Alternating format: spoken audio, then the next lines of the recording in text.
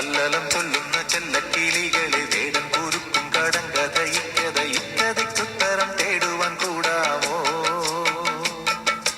ഇല്ലെങ്കിൽ ചൊല്ലെങ്കിൽ ഇല്ലില്ല സമ്മാനം.